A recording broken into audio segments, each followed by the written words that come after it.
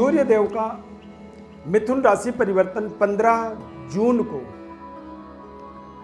होने वाला है और 16 जुलाई तक सूर्य देव मिथुन राशि में गोचर करेंगे। इसका संपूर्ण विश्लेषण आपको सभी 12 राशियों का मेष से मीन तक आपको बताएंगे। इस खास कार्यक्रम में आपका बहुत बहुत हार्दिक स्वागत करते हैं। नमस्कार, जय माता दी। प्रिय दर्शकों, सूर्य देव का जब मिथुन राशि में परिवर्तन होगा, बदलाव होगा, तो इससे एक तरह से समझिए कि सूर्य देव का मिथुन राशि एक उत्तरायण समय के अंदर ये अंतिम राशि होता है। यानी कि जब सूर्य बलवान होते हैं, मकर राशि से लेकर के मिथुन राशि तक, जैसे ही कर्क राशि में वो प्रवेश करेंगे तो सूर्य उत्तरायण से दक्षिणायन हो जाते हैं। यानी कि 6 महीनों के अंदर वो उत्तरायण रहते हैं और 6 महीनों के अंदर उत्तरायण काल का ये लास्ट महीना है, लास्ट समय है, लास्ट राशि कह सकते हैं मिथुन राशि। हालांकि मिथुन राशि में सूर्य बेहद ताकतवर होते हैं। बुध की राशि होती है और 15 जून को इस राशि परिवर्तन में वो परिवर्तन करके इस राशि पर वो संचार करेंगे। इसे मिथुन संक्रांति कह सकते हैं। मिथुन संक्रांति होने पर सभी 12 राशियों पर इसके समीकरण बदलेंगे।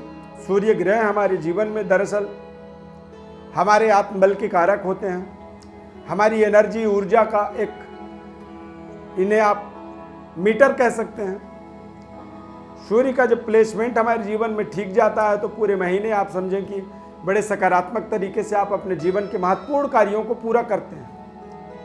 हमारे रिश्तों को ये जीवंत बनाते हैं, जागृति देते हैं, नई एनर्जी, ऊर्जा का संचार करते हैं। पिता पुत्र का सामंजस्य बेहतर होता है।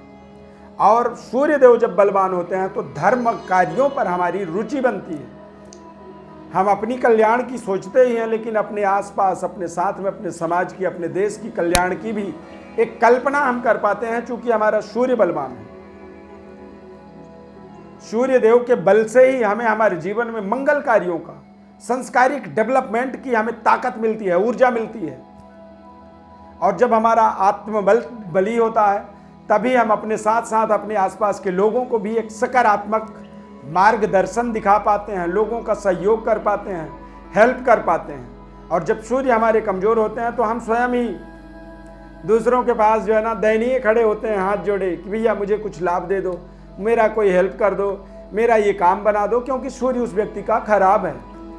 जिस व्यक्ति का सूर्य अच्छा होगा वो स्वाभिमानी होता है, वो अपने कार्यों के लिए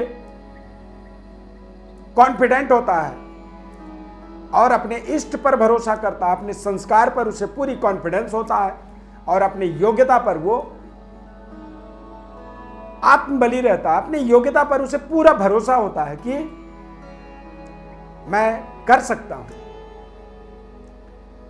तो सभी 12 राशियों पर मिथुन राशि में जब सूर्यदेव गोचर करेंगे तो क्या प्रभाव पड़ेगा, इसे बहुत ही ध्यानपूर्वक हमें समझना होगा।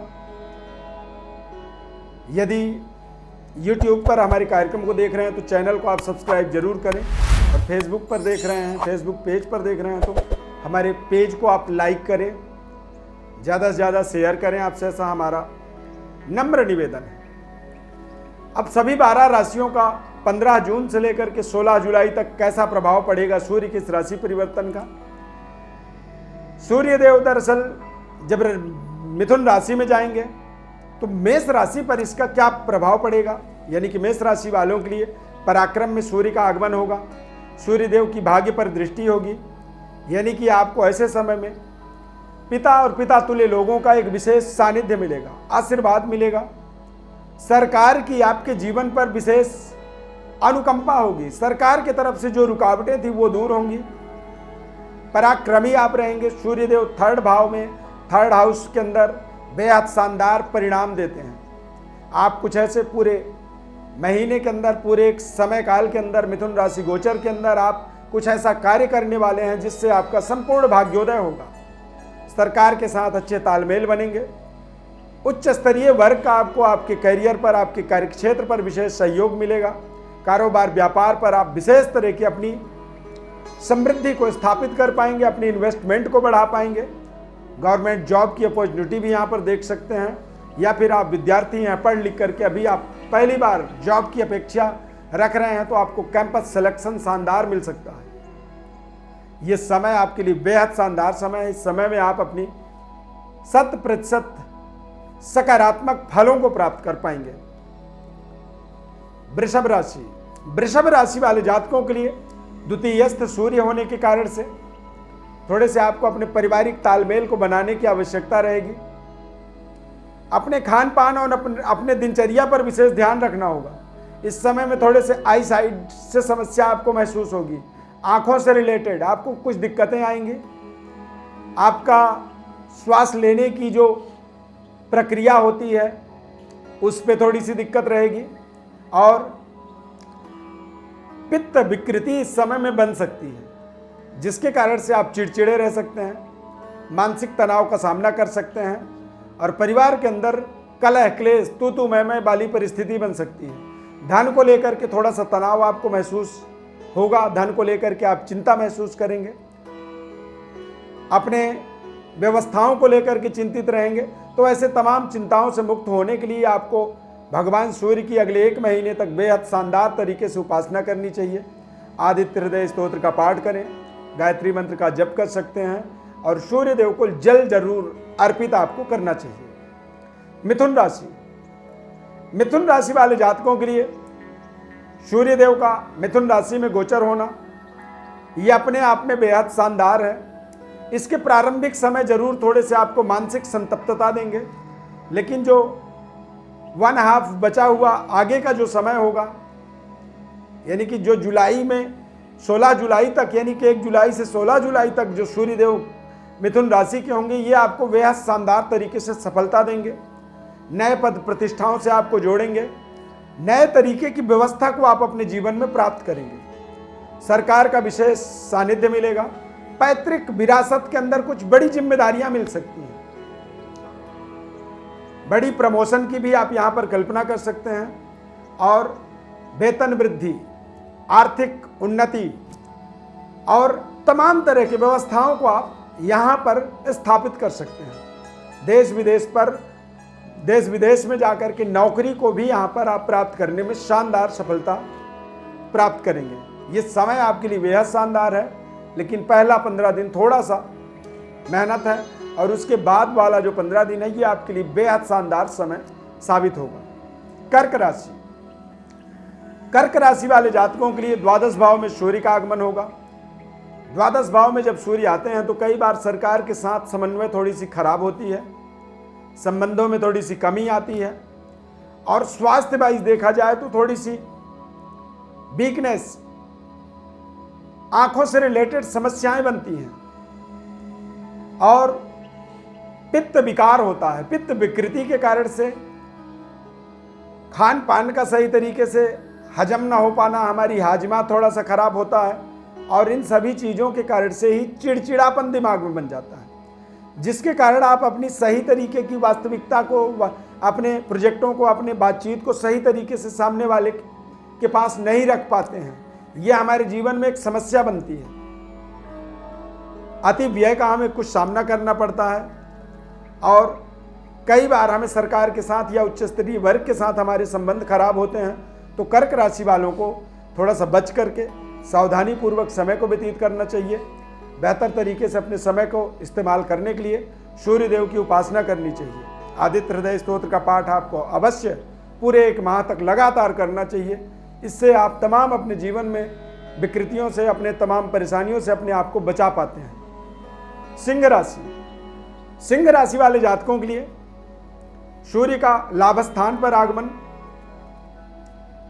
अचानक सरकार के माध्यम से आपको कुछ बड़ी मुआवजा मिल जाना, फाइनेंशियली सरकार की तरफ से सहयोग मिलना, नए तरीके के कुछ इन्वेस्टमेंट के माध्यम से आप नए तरीके की व्यवस्था को जीवन में जोड़ सकते हैं। आमदनी के, रिसोर्स के कुछ ऐसे नए तरीके मिल सकते हैं। उच्च स्तरीय वर्ग का विशेष आपको सहयोग मिल सकता है। कुछ आपके पास बहुत शानदार प्रोजेक्ट चल करके वो आपके पास तक आ सकते हैं, परंतु समय आपके लिए बहुत ही सीमित समय है। इस समय के अंदर जो भी आपके जीवन में बेहतर कनेक्टिविटी बनती है उसका आप पूरा लाभ लेंगे। पिता और पैतृक विरासत दोनों ही चीज़ों से आपको विशेष सहयोग मिलने वाला है और विशेष इंक्रीमेंट का एक साधन भी बनेगा। विशेष तरह की आप एक डेवलपमेंट भी यहाँ पर होता हुआ अपने जीवन में देख पाएंगे। बेहतर तरीके से आप अपने जीवन के अंदर आगे बढ़ेंगे। शानदार आप सफलतादायक इस समय को अपने जीवन में मान सकते हैं। कन्या राशि, कन्या राशि वाले जातकों के लिए ये समय अपने आप में कहीं ना कहीं एक बेहद महत्वपूर्ण समय है।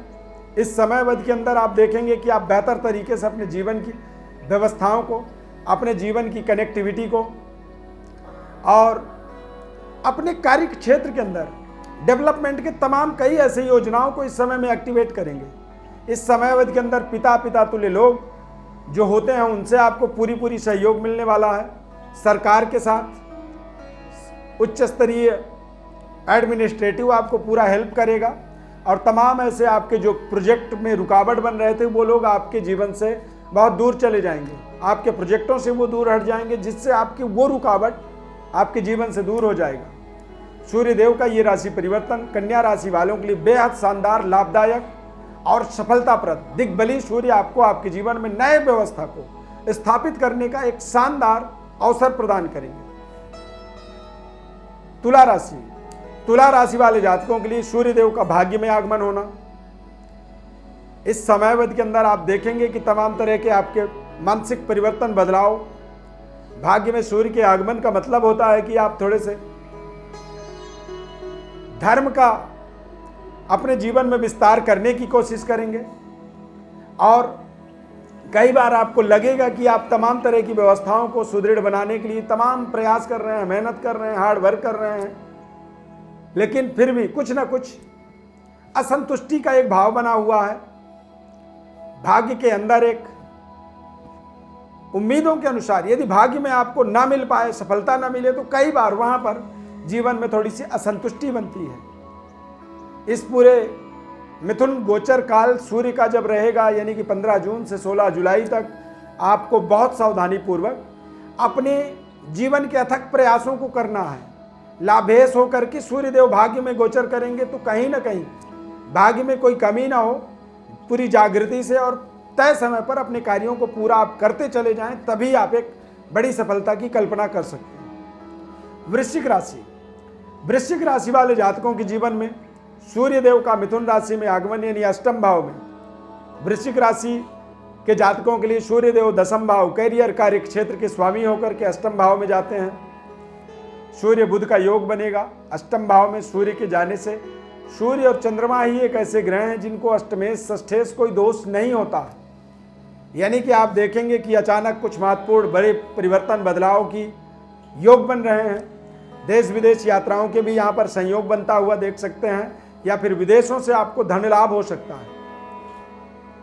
लंबे समय से आप प्रयास कर रहे थे अपने घर वापसी की, तो घर वापसी का भी एक समय है। सही तरीके के लोगों से आपकी कनेक्टिविटी बनेगी।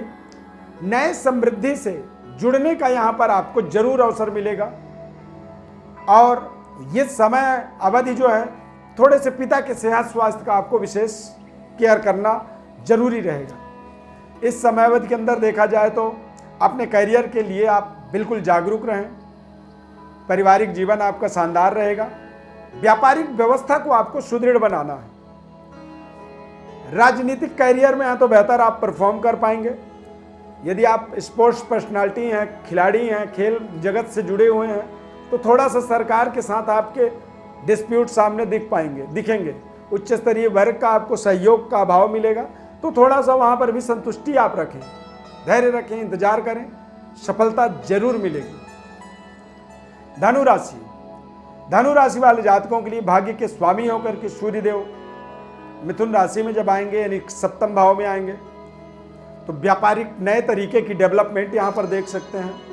विपरीत लिंग का आपके व्यापार में विशेष प्रभाव बनेगा, विशेष सहयोग बनेगा। यानी कि आप महिला हैं तो पुरुषों का सहयोग, और पुरुष हैं तो महिलाओं का विशेष सहयोग मिलने वाला है। सरकार के द्वारा आपके जीवन में आपके नए नए प्रोजेक्टों को पूरी निर्विरोध तरीके से एक तरह से अप्रूवल मिल जाएगा। कोर्ट कचहरी में कोई विवादास्पद परिस्थिति है तो वहां पर आपको एक सही जजमेंट निर्णय की उम्मीद करनी है। देश में अपने धनु राशि वालों को अपने जीवन से जुड़े हुए जो समस्याएं थी उन समस्याओं का निराकरण सरकार के माध्यम से मिलेगा। आप बली रहेंगे और जिसके कारण से आप अपने व्यापारिक बड़े डेवलपमेंट कर पाएंगे। परिवार के साथ थोड़ा सा तालमेल आपको बनाए रखना होगा। सूर्यदेव चूंकि जिस जगह में बैठते हैं खासकर सप्तम भाव में, तो वो थोड़ा सा परिवार के साथ तू में वाली स्थिति बनाते हैं, तो वहां पर थोड़ी सी सावधानी रखनी होगी। और कोशिश करें माणिक्य रत्न का आप इस समय में जरूर प्रयोग करें। ये समय आपके व्यापारिक डेवलपमेंट, नए पद प्रतिष्ठा, नई उन्नति और नए प्रमोशन के लिए बेहद शानदार समय है। इस समय में आप एक नई प्रमोशन, नई यश कीर्ति को यहां पर प्राप्त करने में समर्थवान रहेंगे। मिथुन राशि के लिए एक सर्वोपरि समय होगा। मकर राशि, मकर राशि वाले जातकों के लिए अष्टमेश सूर्य का षष्ठस्थ गोचर हो जाना, ये थोड़ा सा जरूर कह सकते हैं कि सरकार के साथ बड़े शानदार तरीके से अपने रिश्तों को मेंटेन करना, सरकार के गाइडलाइंस का पूरी पालन करना और बेहतर तरीके से अपने शत्रु का, षड्यंत्रों का आकलन करना, अन्यथा कहीं ना कहीं ये आपको डिफीट कर सकता है। आपके मनोबल को कमजोर करने में ये विशेष आपको सहयोग कर सकते हैं सूर्यदेव। यहाँ पर आपको पूरे माह सूर्यदेव की उपासना करना बहुत जरूरी है, अन्यथा स्वास्थ्य में भी आप कमी प्राप्त करेंगे, यानी कि स्वास्थ्य में भी आप कमजोरी महसूस करेंगे और आपके उच्च स्तरीय लिंक भी आपके थोड़े से खराब होंगे। व्यवहार अच्छे ना होने के कारण से मानसिक तनाव बन सकता है। कुंभ राशि, कुंभ राशि वाले जातकों के जीवन में सप्तमेश होकर के पंचम भाव में आना बेहद शानदार शुभ मंगल परिणामों को आप अपने जीवन में देख सकते हैं। सरकार के माध्यम से आप अपने व्यापार में एक नई समृद्धि की स्थापना होता हुआ देखेंगे। सरकार के कुछ महत्वपूर्ण गाइडलाइन आपको विशेष लाभ देने वाले होंगे। इस समय अवधि के अंदर संतान की तरफ से विशेष सहयोग मिलेगा। संतान प्राप्ति की अपेक्षा है तो कंसीवमेंट का योग भी बन सकता है। रिश्तों को डेवलपमेंट होता हुआ देखेंगे।